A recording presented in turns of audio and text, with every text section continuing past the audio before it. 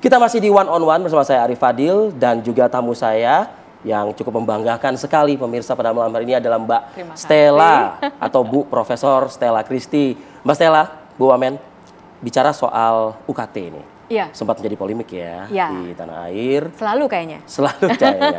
Tapi saya coba mungkin mengaitkan dengan cerita tadi bahwa ya memang effort dari tenaga pengajar, dosen dalam hal ini, yaitu kan memang kan sangat mulia mereka ini, tapi juga harus diimbangi ya dengan kesejahteraannya kan gitu. Betul. Nah, pemikiran Mbak Stella selama menjabat sebagai wakil menteri, apa bicara soal uang kuliah tunggal lah UKT? Oke. Pertama harus dijelaskan bahwa UKT sama sekali tidak ada hubungannya dengan gaji kesejahteraan dosen di PTN. Karena seluruh gaji PTN dosen itu dibayarkan oleh negara lewat Kementerian Pendidikan. Sekarang akan lewat Kementerian Pendidikan Tinggi, Sains dan Teknologi. Dan tidak ada sama sekali hubungannya dengan UKT. Jadi gaji itu kita bayarkan penuh, yang ASN kita dibayarkan penuh oleh pemerintah. Tidak ada hubungannya dengan UKT. Nah, kalau kita mau membicarakan UKT, ini memang selalu menjadi perhatian ya, dan itu wajar karena di seluruh belahan dunia selalu kita membicarakan UKT. Mungkin yang saya ingin ajak kita bersama, karena selama ini selalu perhatiannya ke UKT itu mahal atau tidak. Nah, mahal atau tidak itu adalah pernyataan relatif, dan kalau kita ingin menganalisa pernyataan relatif itu kita harus bisa melihat sistem.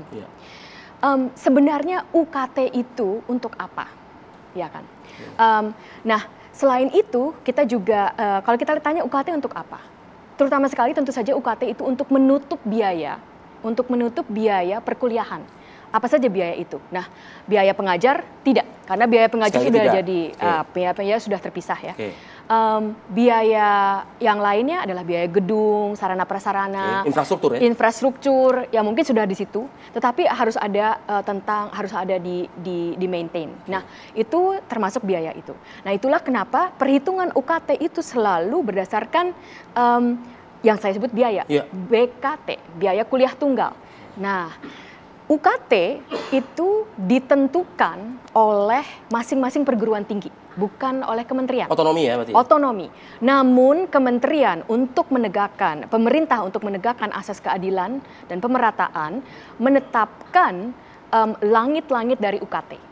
Dan UKT itu harus ada jenjangnya. Jadi harus jenjangnya, ada jenjang paling rendah berdasarkan kemampuan ekonomi. Itu ditentukan oleh Kementerian Pendidikan Tinggi, Sains dan Teknologi, dan langit-langitnya ditentukan. Tidak boleh melebihi sekian, dan perhitungan itu berdasarkan biaya kuliah tunggal.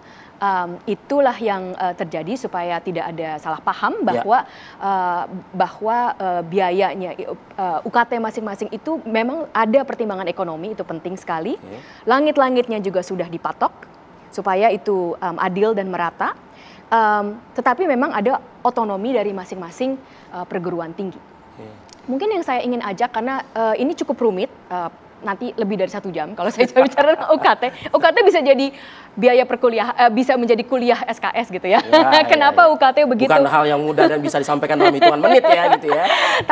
Tapi kalau saya boleh, sensitif sih soalnya memang. Iya, tapi sensitif itu topik yang harus kita bicarakan, Mas Arif. Saya setuju.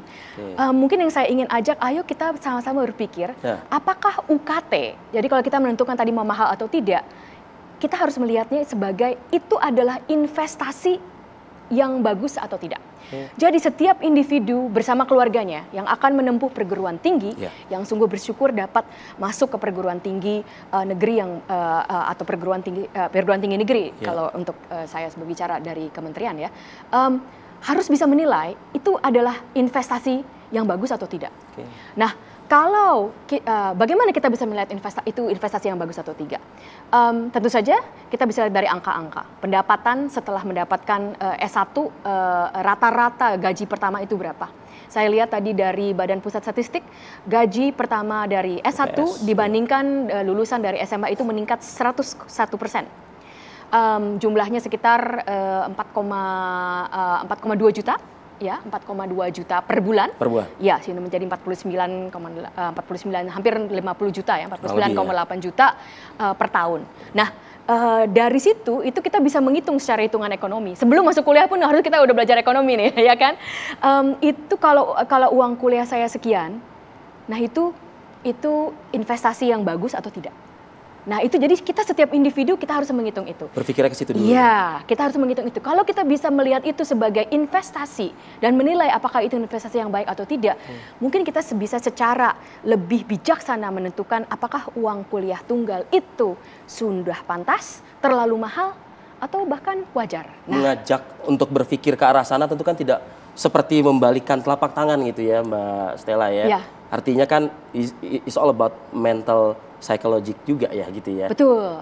Dunia itu semua persepsi Mas. Iya.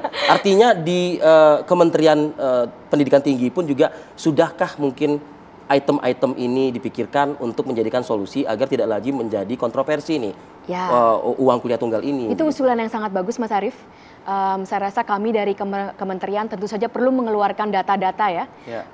Terutama ini menarik Mas Arief, kalau kita lihat UKT yang kelas yang untuk ekonomi yang bawah itu langit-langitnya itu cuma 500.000.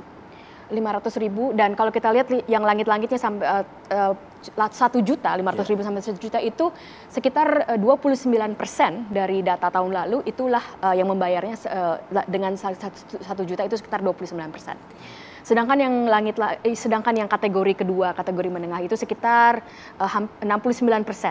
Dan kategori yang paling atas sekali itu cuma sekitar 5%, Mas.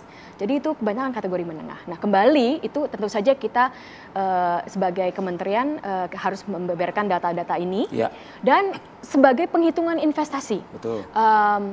Dari masing-masing individu, apakah itu investasi yang baik atau tidak. Tapi saya rasa kenapa tidak kita mulai dari sekarang? Malam ini juga, ayo kita memikirkan apakah itu kuliah itu suatu investasi yang baik atau masih belum? Sudah ada policy untuk menjawab itu dari kementerian? Saya rasa kalau untuk sebagai investasi itu harus dijawab dari masing-masing individu, Mas. Karena kementerian tidak bisa bilang itu investasi yang bagus, tidak. Saya, Mas Arief, siapapun harus menentukan sendiri itu investasi yang bagus atau tidak, karena tergantung dari keadaan ekonomi kita pada waktu itu. Dan prediksi kita nanti setelah kuliah itu kita akan bisa mendapat seperti apa.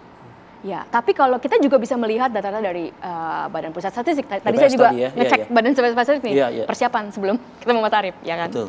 Nah, diskusi sudahkah juga mungkin dilakukan ya oleh aparatur atau mungkin rekan-rekan kampus, universitas juga kalau bicara soal yang kita sampaikan malam hari, kan tujuan kita kan mensosialisasikan ya, Mbak Stella ya.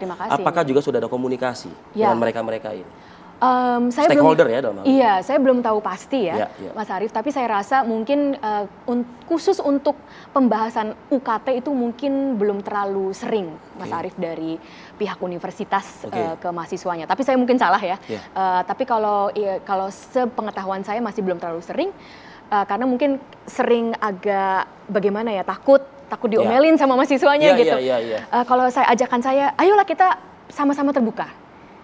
Ayo kita sama-sama terbuka, kita sungguh diskusikan, sebenarnya kita diskusikan bahwa ini bukan saja menjadi biaya dan beban, tetapi ini adalah suatu investasi. Investasi tadi. Iya, jadi bagaimana dari mahasiswa juga bisa dan keluarga bisa berpikir itu, dari sisi administrasi, dari sisi pemerintah, universitas juga bisa berpikir apakah ini sudah investasi yang bagus.